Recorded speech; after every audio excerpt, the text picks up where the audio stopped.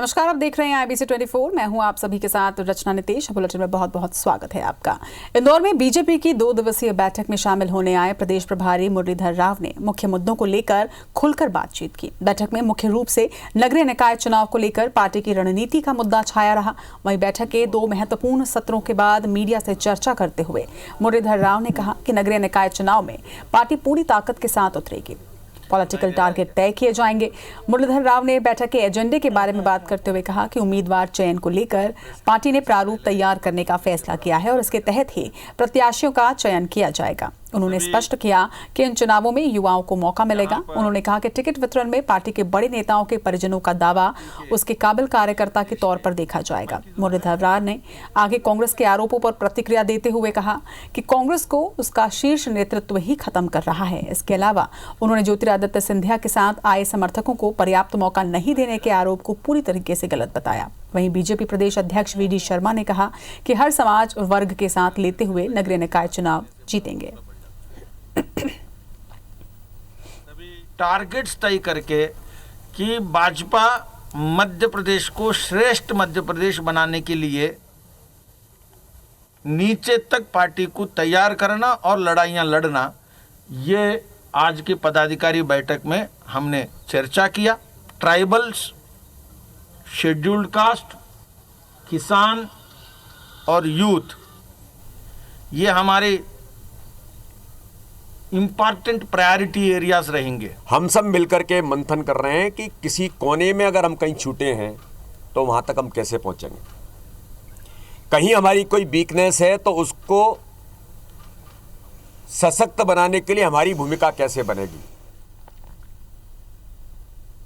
मध्य प्रदेश में नगरीय निकाय चुनाव में कांग्रेस विधायकों और उनके परिवार को टिकट दे सकती है। कांग्रेस नेता सज्जन सिंह वर्मा ने कहा है कि जिन विधायकों में दम है, जीतने का मादा है, उस जगह पर विधायकों को चुनाव लड़ाया जाएगा। वहीं सज्जन सिंह वर्मा ने कहा है कि कांग्रेस प्रोपेगेंडा नहीं करती और इसलिए एक व्यक्ति एक पद की कोई बाध्यता नहीं है। सज्जन सिंह वर्मा ने जिताऊ उम्मीदवारों को टिकट देने की बात कही। वहीं कांग्रेस निकाय चुनाव में 80% तक टिकट युवाओं को देगी, ये भी तय किया गया। कांग्रेस ने अब तक सभी निकाय के लिए ऑब्जर्वर नियुक्त किए थे, जिनकी पहले राउंड की बातचीत हो चुकी है।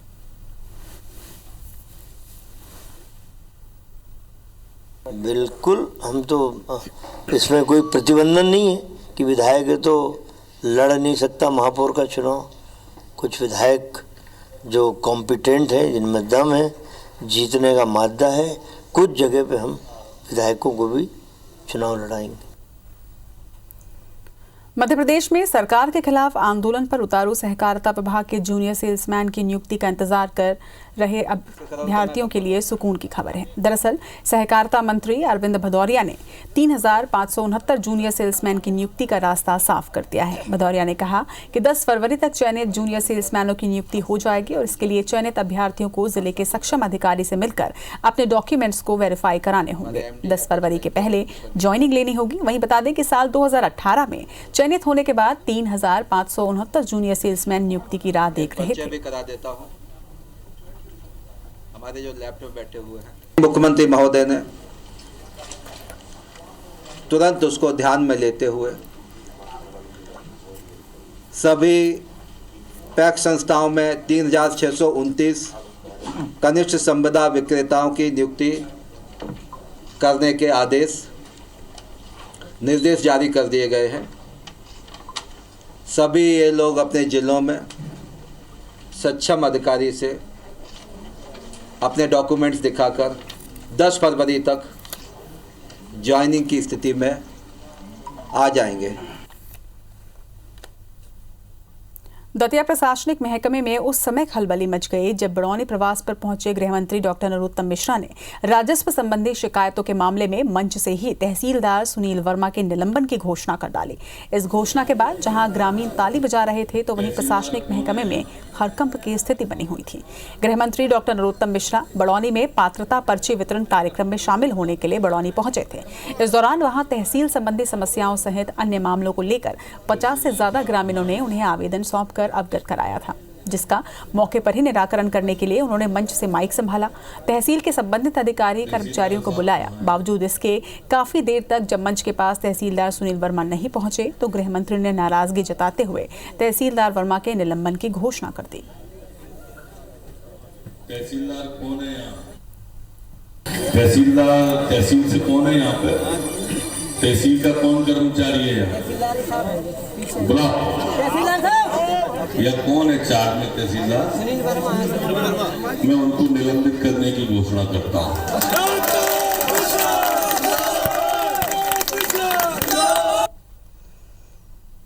मध्य प्रदेश से अलग कर विंध्य प्रदेश बनाने की मांग लगातार जोर पकड़ती जा रही है। मऊगंज से कभी बीजेपी के विधायक रहे लक्ष्मण तिवारी इस मांग को लेकर विंध्य क्षेत्र में हस्ताक्षर अभियान शुरू करने जा रहे हैं। ये वही लक्ष्मण तिवारी हैं जिन्होंने SC/ST एक्ट का विरोध करते हुए 2018 में बीजेपी की प्राथमिक सदस्यता से इस्तीफा दे दिया था और 2 साल से विंध्य में जन अस्मिता यात्रा निकाले हुए हैं।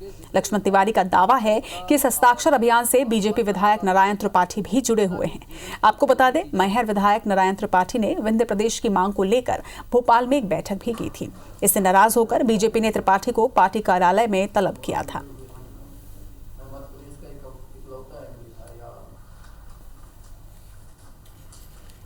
मैं चाहता हूं और पूरी विंध्य की जनता चाहती कि विंध्य प्रदेश हमारा अलग हो ताकि हमारा सर्वांगीण विकास हो सके। पंडित नारायण त्रिपाठी जो मैहर के वर्तमान विधायक हैं, उनका मैं स्वागत करता हूं, अभिनंदन करता हूं। हम लोग साझे में रहकर चुराहट में अभी कार्यक्रम किया था। आगे भी हम एकत्रित होकर योजना बनाकर हम लोग इस काम को विंध्य प्रदेश के लिए काम करेंगे। इसीलिए 15 फरवरी से हमारा हस्ताक्षर अभियान चलने वाला है।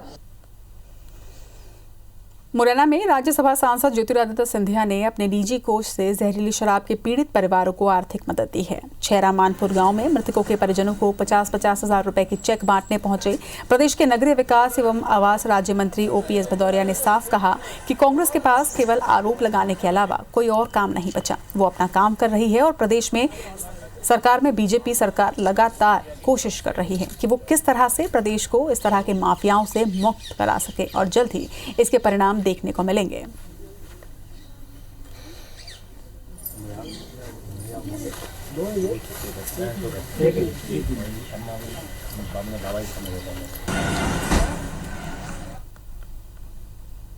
कोरोना से चरमराई अर्थव्यवस्था को वापस पटरी पर लाने मध्य प्रदेश सरकार का फोकस नजर आ रहा है। वित्तीय वर्ष 2021-22 के बजट की तैयारी में जुटी सरकार आत्मनिर्भर बनने के लिए नए संसाधन तलाश रही है। कलेक्टरों से आय में वृद्धि के उपायों के साथ मुख्यमंत्री शिवराज सिंह 8 फरवरी को बैठक करने वाले हैं, जिसमें मुख्य सचिव समेत सभी विभागों के अधिकारी भी मौजूद रहेंगे। सरकार फरवरी के अंतिम सप्ताह में विधानसभा में बजट पेश करने वाली है और इसी के मद्देनजर राजस्व बढ़ाने की कवायद तेज हो गई है। सरकार को मौजूदा वित्त वर्ष में हर महीने कर्ज लेना पड़ा है। मुख्यमंत्री ने अतिरिक्त आय के तमाम माध्यमों को खोजने के लिए कहा है। वहीं पशुपालन विभाग ने जैविक खाद और गैस बनाने का काम भी शुरू कर दिया है। इससे पहले मुख्यमंत्री आत्मनिर्भर मध्य प्रदेश की बैठक में मंत्रियों को राजस्व बढ़ाने का निर्देश दे चुके हैं।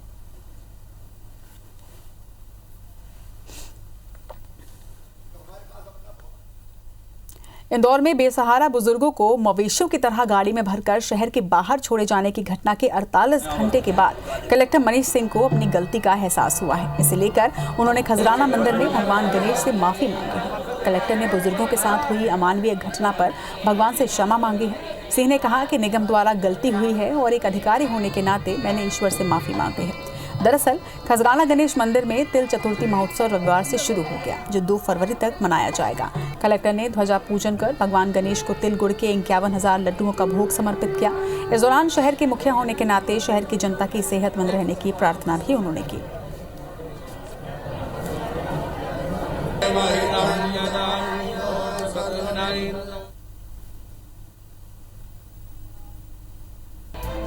पुडुचेरी में एक जनसभा को संबोधित करते हुए भाजपा के राष्ट्रीय अध्यक्ष JP नड्डा ने कहा कि भारत अब 14 देशों को वैक्सीन मुहैया करा रहा है। प्रधानमंत्री नरेंद्र मोदी ने वादा किया है कि दुनिया में जिसे भी स्वदेशी वैक्सीन चाहिए हम उन्हें वैक्सीन मुहैया कराएंगे।